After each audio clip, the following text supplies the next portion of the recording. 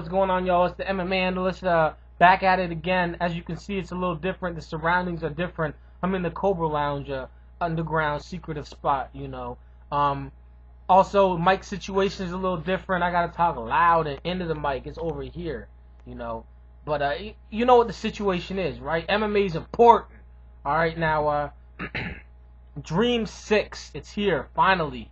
Like, 12 fights, Cro Cop, Overeem, Karatanov, Mighty Mo, Manheof, Sakurai, Akiyama, Aoki. This card is stacked. The middleweight Grand Prix will come to a close.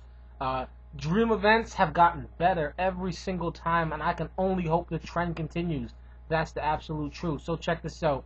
But first, I want to say like a few things. Number one, R.I.P. to Evan Tanner. He was a great fighter. He was a very important figure to the sport, and most of all, he was loved by many family members and friends, and I'm sure he will be greatly missed. That's all really I gotta say about Evan Tanner. Damn, you know what I mean? Lost a good one there. Also, actually, along the line of Evan Tanner, there were two douchebags who thought it would be funny to include Evan Tanner in their cheesy ass amateur stand-up routine / MMA predictions video. I'm not gonna say the name because I really don't want them to get any more attention from being complete sluts. But by the way, this one could be rated at least PG-13. But I want to, you know, I did shout them out in a past video, and I just want to revoke my shout out to those two. Instead, they will be added, actually first inductees on my newly created punk ass hoe list. And you know, again, I'm not gonna say the names, but congratulations to these two punk ass hoes. Also, real quick before we get into it, Ultimate Fight Night, Diaz vs. Neer. It was an amazing card. A lot of interesting, a lot of exciting stuff. A card in which the MMA Analyst, your boy, he went 7 for 7. I actually called like 5 fights exactly how they were going to go down. Guida by unanimous decision over Danzig. My favorite call, Schaefer over Houston by first round submission. Nebraska has definitely left the building. When was it ever cool to not have jiu-jitsu with MMA? Like, if you only had jiu-jitsu and you thought you could fight, I would say like, you know, what year do you think it is? But, you know, I would say like it's not 93 anymore. But no jiu-jitsu was never a good idea in MMA. You know what I mean? On the real, my man, Houston Alexander, go get your white belt or do something. For real, it will help you out, believe me. Anyways, Sakurai got his first round KO over Vedapo. Lozon, round 2 submission over Bradley. Govea, round 2 submission over Jensen. And even though I didn't call exactly how it would go down, I did call Belcher over Herman, and I called Diaz over Neer. Enough tapping myself on the back though. I was sick. Sorry, that was tight. 7 out of 7. And last but not least, before we get down to this card, I want to thank everybody, your kind words, and private messages, and also, you know, in the thread regarding Ultimate Fight Night predictions. There were regarding my a family emergency. I spelled it wrong. It's supposed to be emergency, but y'all knew what I was talking about. You know, my pops had a little situation, a tough time, but it looks like he's gonna be that blessed / lucky fourth that gets through it without any side effects, whatever, whatnot. For real, you know, he's handling his business. He should be golfing 3 times a week in the future, you know what I mean, like he used to. P.S. Y'all, get your CT scans, for real. You know, your brain, you know, it's important. Alright, let's get right down to it. This might be a long one, I can already tell. It might be a long one.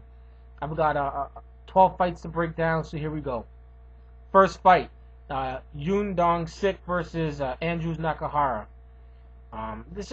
Dong-sik's got a real strange career. You think anybody that's 4 and 5 would just, wouldn't be that good. And this time, in this day and age, people don't get in things to be average. But his record is very deceiving. His MMA debut was at Pride Total Elimination against Kazushi Sakurai, and it hasn't gotten any easier since. He's an Olympic judo gold medalist. He's faced Quentin Rampage Jackson, Murilo Bustamante, Melvin Manhoef, Galasic, Musashi. He's actually 4-1 since his 0-4 start. When he went the distance, and he actually just recently went the distance with Musashi at Dream 4. He's not exactly a top fighter, and at 36 years old, you wonder, where he's gonna go with his career. But at the same time, he's fighting the best guys, and that is something to be commended. He's already got an impressive resume as it is, win or lose. He won't have to worry about top competition though this time. He'll be facing Andrews Nakahara. Now Nakahara is a Kyokushin karate fighter. He's 0-1 in Dream and in MMA in general. He's got one loss to Sakuraba back in Dream 2. He lost by neck crank. I mean, what do you really want me to say? I saw his only fight, nothing special. He lost to a submission that people don't even really try anymore because it's just so ineffective. I've got Don Sick winning by submission as soon as he wants the fight to end. I mean, he'll probably take it to the ground and submit him. Now, just a quick note, Hansen lost to Alvarez in the lightweight Grand Prix finals of the Dream tournament. And then in the semis, he faced in a reserve match a very, let's just say his opponent wasn't as difficult as, Kawajiri and Uno and Aoki and Alvarez. He faced Coulter Gill. Now, meanwhile, the rest of the guys had very, very tough fights. Alvarez couldn't continue. Aoki was tired as hell after his fight. And then Hansen came in virtually fresh through, by a bye. And KO'd the very tired Aoki. Now, the same situation, I'm not saying it's the same thing. If, let's say, Nakahara were to win. But I'm not really feeling that 2 fights in one night thing anymore with the top competition. These guys are best guys in the world. They're up there, and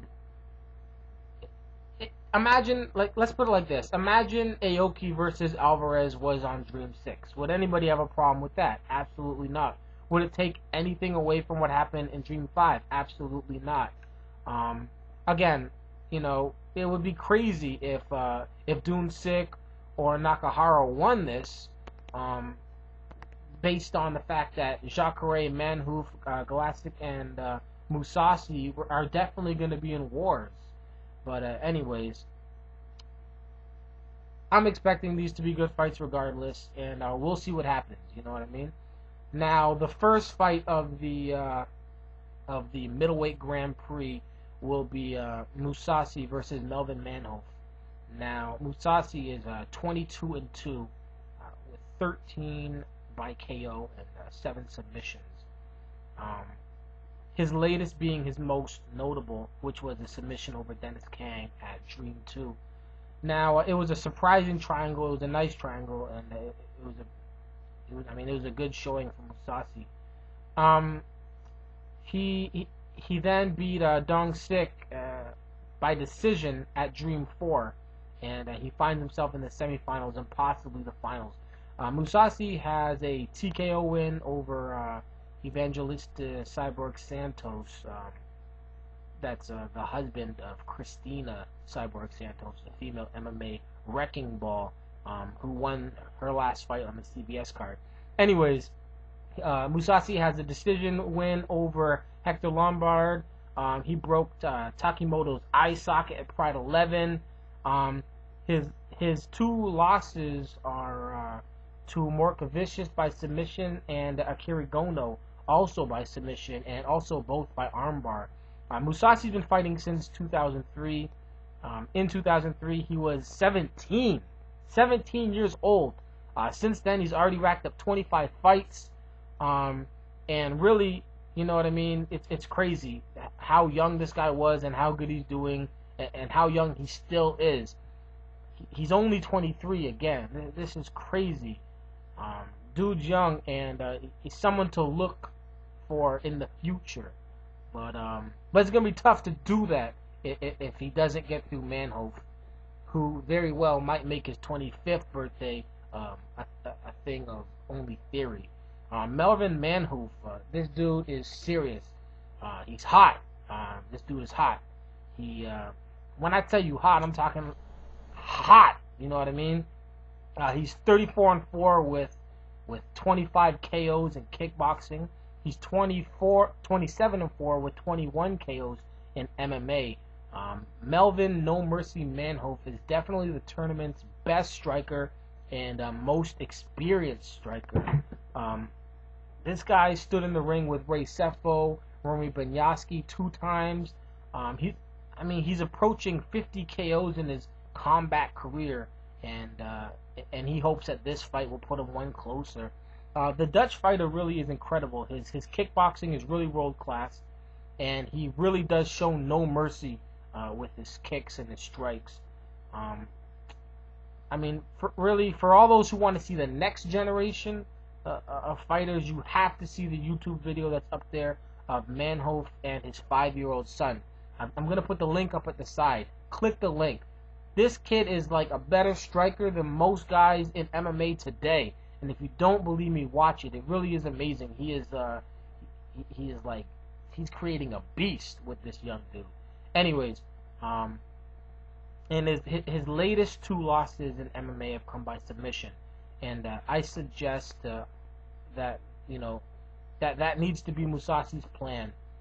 If he goes out there and tries to strike with Manheof, like I said, this is going to be an ass whooping that Musasi does not want to be a part of.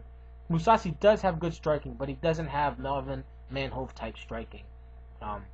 He hasn't faced a fighter like Manheof, and if he doesn't take this fight to the ground, he might never see his 24th birthday. So, you know what I mean? Let's hope for a good fight. I imagine it will be.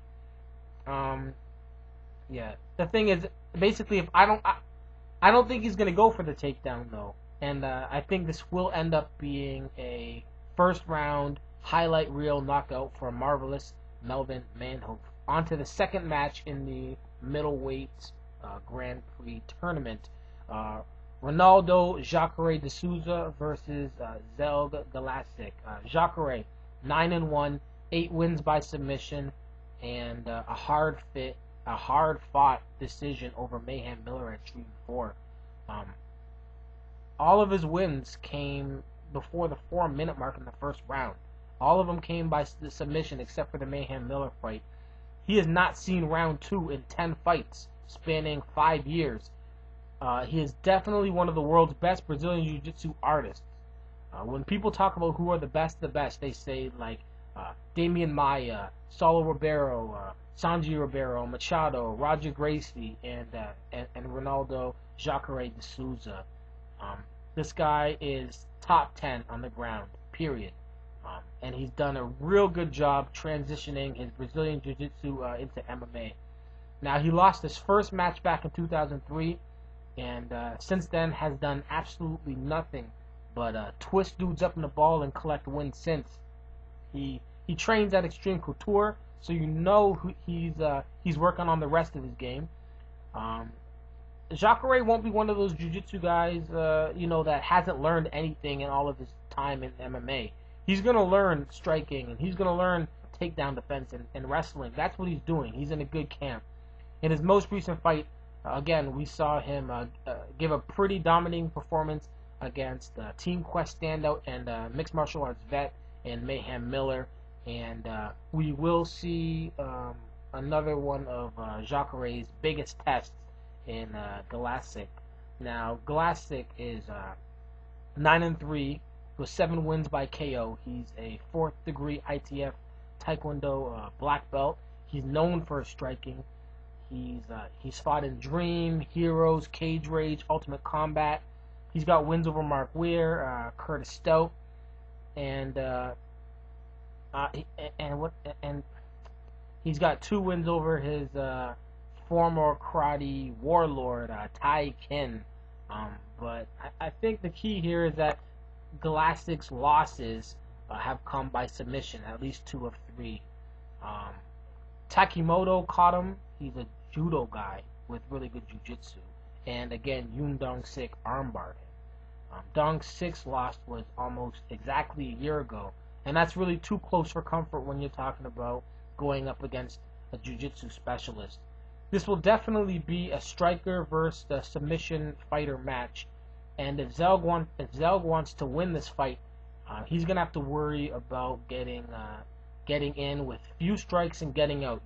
You know, throwing combos with head kicks and all types of foolishness will be an absolute formula for getting took to the ground and then submitted. Galactic needs impeccable timing and one hell of a shot in order to take this bout. But I think it's really absurd to think that this fight won't go to the ground, and when it inevitably does, I think Sakurai will get submission of the night. Well, this ain't UFC. He'll get a submission and alligator crawl his way to the finals. Round 1, Sakurai submission. I'm even going to go with what submission. I'm thinking rear naked choke after some strikes, and Zelg gives up his back. You know, precise. Alright, now in a match that I heard might not be happening, but I'm still going to cover it because my fingers are crossed. Sergey Karatanov versus Mighty Mo. Karatanov, 15-3, coming off a win over Overeem, in which Overeem like gassed and like turned and did like a slow jog where he just was kind of, and then dude just came over with the right. It was actually a comical knockout, and I never want to see that from Overeem again. Anyways, the Russian has only lost to Alexander Emelianenko, and he also lost to Overeem, and he lost to Big Nogueira. He's beat Murillo Ninja Hua, he's beat Semi Schilt, Fabricio Verdun, Pedro Hizzo, and I mean, with his very well-rounded background in Russian Sambo, and also being an amateur boxer who won a silver at the Central Asian Games in 2003, this guy is definitely a force to reckon with. He had a chance to actually be on the Russian Olympic team, but opted out to fight in the 2004 Pride Heavyweight Grand Prix instead. I think that's because he knew that MMA was important. But yeah, he's also got a background in Muay Thai, and of his 15 wins, only 2 have gone to decision. He basically won half his fights by knockouts, the other half by submissions. He's one of the best heavyweights in the world, and he's looking to beat a very tough competitor in Mighty Mo. Now, Mighty Mo, I'm going to try and say his name. I've never actually heard it said, so I can't be sure of my pronunciation, except for that I'm pretty sure it's wrong. But I'm just going to go for it. Sayala Mu Saligia. I know that's wrong. He's an American Samoan, 2-time K1 Grand Prix kickboxing champion. He has pro fights in boxing, kickboxing, and MMA. He's 3-1 in boxing, 3-0 in MMA, and 14-9 in kickboxing. Yeah, I know it's a tough record for the kickboxing one, but he's only fought the best. He fought Bunjowski, he fought Peter Ertz, he fought Shelby Silt, Stefan Leko, Hongman Choi, Lewinsky, and others. In MMA, this will be his toughest test by a long shot. Really, he's a beginner in MMA, and his ground game has been untested, and he hasn't gone the distance in MMA. And although he's kind of gone lengths in other fights, it's still, you know, he's only gone a few times to like a point of 15 minutes in a fight. But it doesn't matter really, because boxing and kickboxing aren't MMA, regardless. If this fight goes to the ground, Karatanov will have the advantage. If it goes to the latter rounds, Karatanov will have the advantage. If it's a stand-up battle, Mo will have that K1 striking and definitely the power advantage, but it's going to be tough to catch Karatanov. Now, he's only been beat on strikes by the taller Alexander Emelianenko and Overeem. Though Mo is 6'1" himself, he's only really 3 inches shorter, but I still think height and reach will play a big role. Like with all that said, though, I don't know why. You know what I mean? But I'm gonna go out on a limb. Maybe this is my first gut feeling. I'm going against all conventional wisdom. I know the stats. I know the facts. But for some reason, I'm feeling Mighty Mo will get that KO. Not because it rhymes, but just because I can't go with anything else right now. After everything I said, I feel Mighty Mo's going to get the win, and I feel he's going to get it early. I don't know. It is what it is. Up next, we got Takoro versus Atsushi Yamamoto. It's a featherweight bout. Start with Takoro. He's 20 wins, 13 losses. He's got 13 submissions, fighting since 2001. Fought for Shudo, ZST, and spent his last 4 years in K1, ranging from Heroes to presently Dream. He won Dream 4 and 5 at Dream 4 and 5, both by decision. He's got good stand-up, but obviously his area of expertise is on the ground. He's a very exciting fighter and hasn't really faced top competition like Yamamoto has. And he also hasn't faced really anybody like Yamamoto. So this is definitely a big step for him, even in all of his years of fighting. Again, he'll be fighting what's the dude's name? Atsushi Yamamoto. 11 and 5. Spent his career in Pancrase, Shudo, and K1. He's got 8 decisions. His last 6 ones went to decision. He trains with Kid Yamamoto. He lost to the number 2 ranked bantamweight Masakatsu Ueda. These names are difficult, man. And also highly ranked Yoshiro Maeda. He himself, Yamamoto, is ranked number 6 at bantamweight, and he's had much success in his natural weight class, which is bantamweight. This bout is going to be fought on the ground, I would imagine. I think it's going to be a fast-paced one. I'm picking Yamamoto. He trains with Kid, so you know his wrestling's on point. His jiu-jitsu's already on point. His stand-up's pretty nice. He's around a bunch of tough guys. He's fought a lot of tough guys. He is a tough guy, and I think he'll be able to take out the very experienced Takoro. I take Yamamoto by decision in what will be, in my belief, an exciting fight. On to the 6th fight.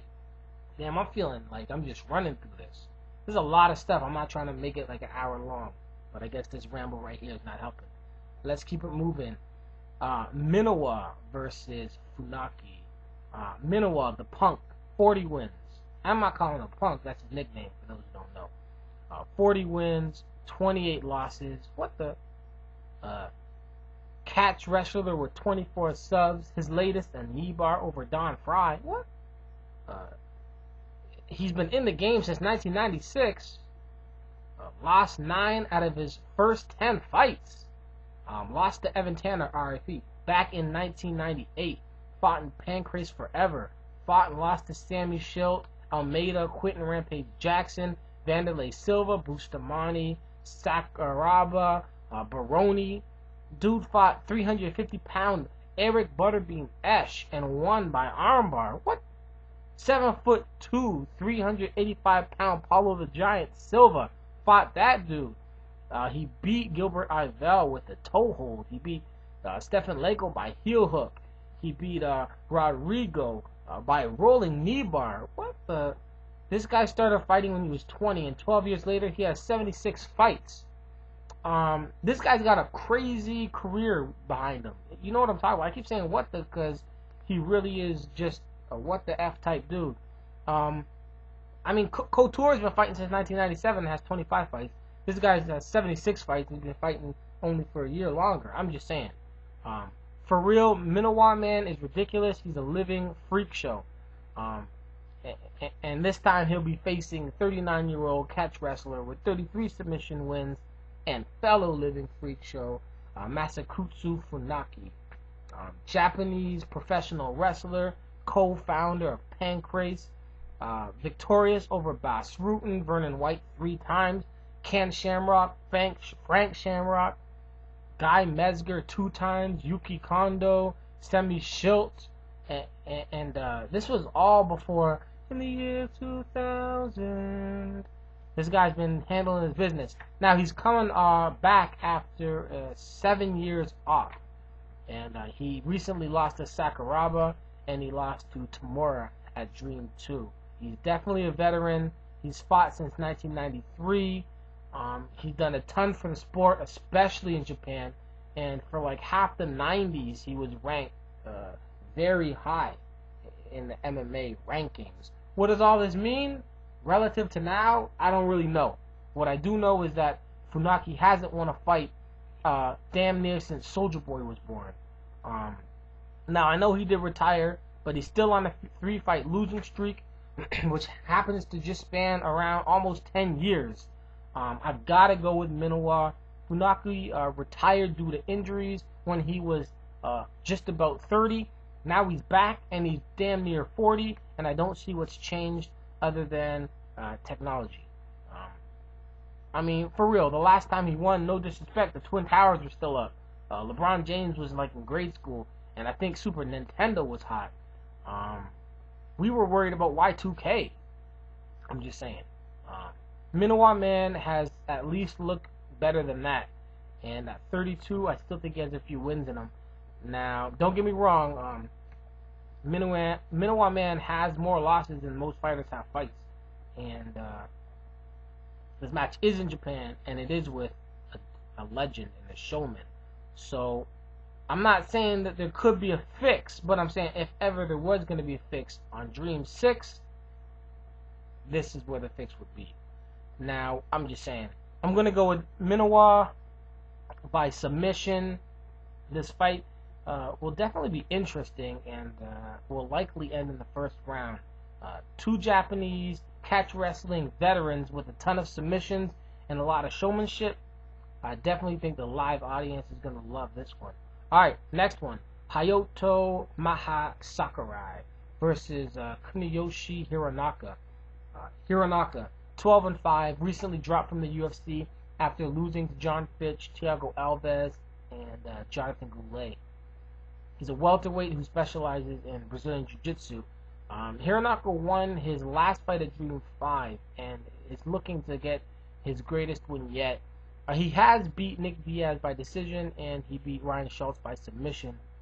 He also took out Verissimo, and in his only UFC victory, he took out Forrest Petz.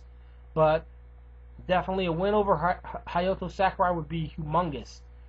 Hironaka is 32. He's fought in Shudo, UFC, Dream. You know, the guy, he's the kind of guy that looks really good 1 second and then absolutely horrible in his next. In his You're Outta Here fight in the UFC against Goulet, he probably should have won that fight. He was owning Goulet. He had him hurt. He was very impressive and confident with his hands. And then he tried to be Muhammad Ali of the 70s, or whenever he was popular, I think maybe the 70s, late 60s. He tried to be that Muhammad Ali and ended up instead looking like Muhammad Ali of the 90s. Dude dropped his hands, started getting tagged. Eventually, Goulet caught him, ended up taking the fight. I don't know what he was thinking then, but he better not try that stuff now because he's fighting Hayato Maha Sakurai.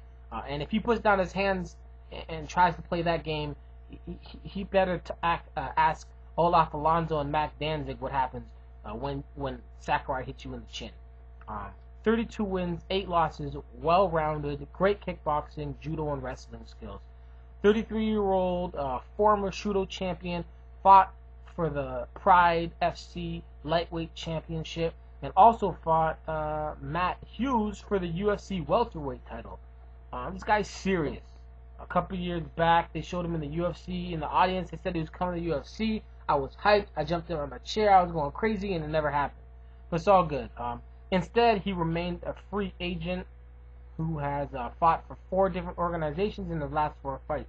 Fought Pride 33, Yaranoka, K1's Dream, and Shudo recently, where he lost to David Barron, who is the current Shudo middleweight champion and also is rumored to be signed with the UFC. Anyways, Sakurai beat Danzig, Pulver, Azevedo, Hansen, Aoki, Azaredo, Trigg, and he won his first bout ever, which was his debut MMA fight back in 1996 against Cal Uno. He's lost to Takanori Gomi, Crosley Gracely, Chonin, Jake Shields, Matt Hughes, and his first ever loss was back in 2001 to Anderson Silva. As you can see, Sakurai has been fighting the best for a very long time, with 9 KOs, 10 submissions, and 14 decisions. He's definitely good for a win wherever the fight goes. And in this fight against Hironaka, I have to believe that it won't go to the judges. Hironaka will stand and trade. I think Sakurai's hands will be better, and I see a nasty KO in the first round. It should be a good fight. Sakurai needs a win. He needs an impressive one, and I think he'll get it. Up next, Japan's most hated, Akiyama is fighting Tanuka. Akiyama, 11-1, one of the best middleweights alive, decorated black belt in judo, K1 Heroes champion. They said he was slippery, so he wore a gi in his last fight. This guy's beat Dennis Kang, Manheof, and he actually fought Jerome LeBanner in an MMA match. LeBanner's a big-ass dude. He lost that fight, and that is his only loss. His win over Misaki was overturned because Dream and Pride don't have the same rules. With his stand-up skills and excellent ground game, Akiyama is dangerous wherever the fight goes. The dude hasn't lost since 2005, and I think he will definitely keep that streak alive against Tanuka. Tanuka is a Kyokushin karate world champion. He's 1-1 in MMA, but again, he's a world-class Kyokushin karate fighter. But he's 1-1 in MMA, and all of his karate credentials will likely prove to be useless, especially if the fight, or should I say, when the fight hits the ground. Tanuka is fast, he's dangerous, but he really is no match for Akiyama. This is going to be a great example of a lamb for the slaughter. You know what I mean? Every organization does it, but really the Japanese have like a certain ability and skill to do it, just take it to a whole new level. This kind of mismatch is dangerous. This is like a tank versus an anthill. It's like an ant versus an anvil. This is not good. It's good for like if you want to see a KO or a real nice submission or complete dominance, and that's what we're probably going to see. This won't last long. It'll be similar to Akiyama's last fight, meaning whenever he decides that the fight will end, he will end it. First round submission, Akiyama. Man, it's got to be before the first 5 minutes. I can't see this fight really going past 3 minutes. All right, up next, my boy, late addition, Shinya Aoki. This should be quick. Y'all know he's one of my favorite fighters. If you don't know, now you know. He's one of the best in the world at 155. Jiu-Jitsu black belt, Judo black belt, an absolute ground fighting specialist. 17-3. Most recently lost his in the finals of the Dream Lightweight Grand Prix to Hansen by strikes. He already go-go'd that dude. I want a rubber match immediately. He's the reigning Shudo middleweight champion. The Tobiken Judokan, the Baka survivor, Rubberman himself, Gumby with MMA gloves and shiny tights. That's what I call him. He'll twist you up. He'll hop on you, whether it's your back or your front. He'll control you from what normally are considered bad positions. He will sub you at any time with a various variety of submissions. He beat Jay-Z Cavalcanti, Joaquim Hansen, Kyle Uno, Haranaka, and more. And he beat a whole bunch of other dudes if he had the chance. Top 5 lightweight in the world. Mad skills, and he's here to lay the Gogol plotter down on Todd Moore. Todd Moore, 9-2, fighting out of Houston, Texas, on a 2-fight losing streak after moving from the little shows to the WEC. He lost to John Alessio, and he lost to Shane Roller by triangle. He has beat really no noteworthy opponents. His nickname is the Maniac, and I'm understanding why, because he took this fight on short notice against one of mankind's greatest at 155. A gogoplata? Probably not, but he will probably triangle choke after strikes and then tap. That's what I'm saying. Todd Moore is gonna get choked up in one of the Shinya Aoki triangles. He's gonna punch him and elbow him from inside the triangle, and then he's gonna tap, and that's what I want to see. Aoki's the man. What am I supposed to say? This is a fight for Aoki's highlight reel, and unless a miracle happens for the Maniac, he's gonna tap or sleep or both. Get ready. All right. The main event, in a way. Alistair Overeem versus Mirko Cro Cop Filipovic. Overeem, 39 wins, 11 losses. 11 KOs, 16 submissions. A Pride, Heroes, and Strikeforce veteran. In his 11 years of competition, he has fought and notably beat Vitor Belfort, Igor Volchenchin, Sergey Karatanov, Robin Zensov, Paul Ventello, Mark Hunt. He's faced and notably lost to Shogun Mauricio Hua 2 times, Ricardo Arona, Antonio Rogerio Nogueira, that's Lil Nogueira, Fabricio Verdun, Karatanov, and Chuck Liddell.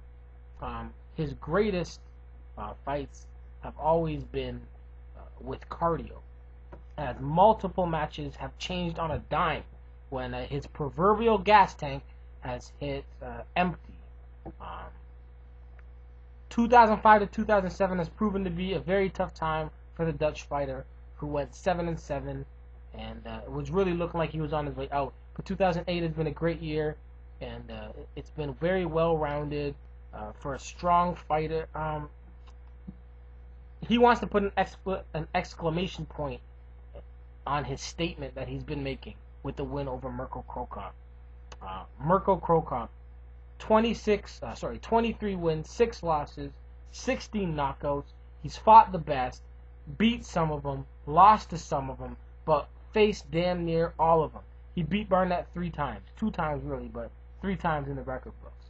He beat Alexander Emelianenko, Volchenchin, Heath Herring, Coleman, Vanderlei Silva.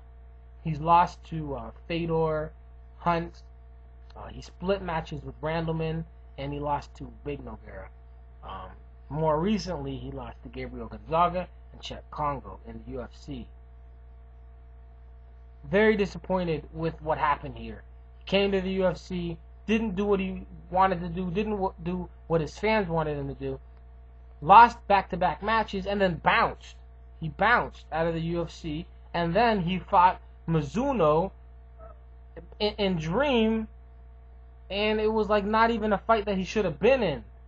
I'm always a fan of people who fight, and I'm big fans of certain guys who fight, but I'm not fans of dudes who make the appearance of quitting. So what I like is that Mirko Cro Cop is back, and he's back fighting what is definitely, the number 11 or 12 guy in everybody's top 10 list in heavyweight in Alistair Overeem. This will be a great indicator of Cro Cop's present and future mindset towards fighting.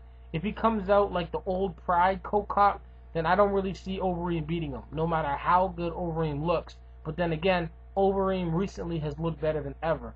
I can only hope for the best Overeem to show up, and for him to face a reinvigorated Cro Cop, so we can have a top-level MMA striking match. And if that happens, I think we'll be in for a treat. And I also think we'll be in for a Mirko Cro Cop left high kick knockout. That strike that's been MIA, missing in action.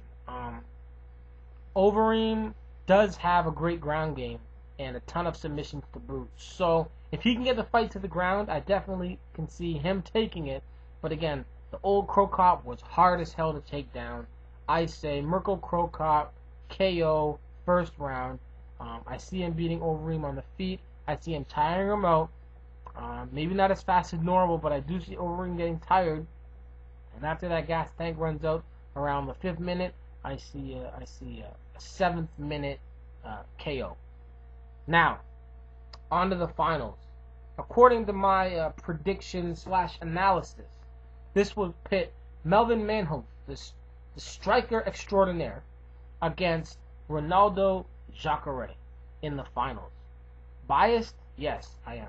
But realistic? I also am. If this fight goes to the ground, easy win for Jacare. Easy win. If the fight stays on the feet, easy win for Manheof. This fight starts on the feet, so that's a good thing for Manheof. But Jacare will do anything to get this fight to the ground. I wouldn't put it past Jacare to allow Manheof to close the distance with strikes and then pull guard. Really, the question for this fight is not will the fight get to the ground, but it is when will the fight get to the ground. And if you saw Manheof's fight against Sakurai, or almost any fight in MMA, you'll see that the odds of fights going to the ground are very high. And that moment will come. Not always does this matter, though, like it matters now. Sometimes you can go to the ground in a fight and it won't be that big of a deal. You can get back up. But in this fight, if the fight goes to the ground, and when the fight goes to the ground, Brazilian Jiu-Jitsu expert Jacare will become the Dream Middleweight Grand Prix champion. First round submission for Jacare, as long as he gets this fight to the ground. Man, amazing card. I can't wait. It's only a few days away. You know what I mean? Again, I'm in the dungeon. It feels like, it looks like. I'm just trying to do my thing. Thank y'all, you know what I mean, again for your kind words. I'll be back in regular focus, you know what I mean, a regular voice styles in my next video, and we'll try and keep that fresh, you know what I mean. As always, before I get there, I will be back for Sengoku very shortly. I'm going to try and get that up in the next day or two, guaranteed. And then we've got that Elite XC card. That's going to be a pretty nice card, I'm not going to lie. And then, you know what I mean, let's try and get let's try and get October on, you know what I mean. MMA's been great for 2008 so far. September's been a great month for MMA. Overall, MMA is important, y'all. It's important. MMA Analyst, peace.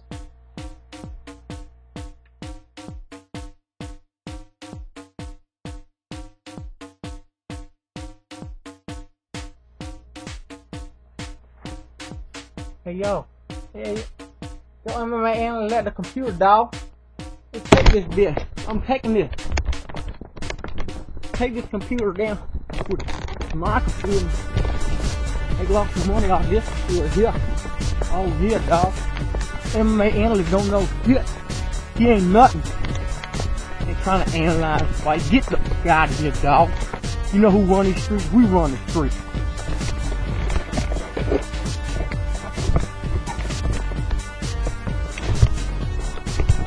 You know who won it? MMA Analyst. MMA is important, dog. MMA is important. That's what that dude always says, something like that. You know what? We out. There will be no more MMA Analysts till I got his computer, dog. Peace.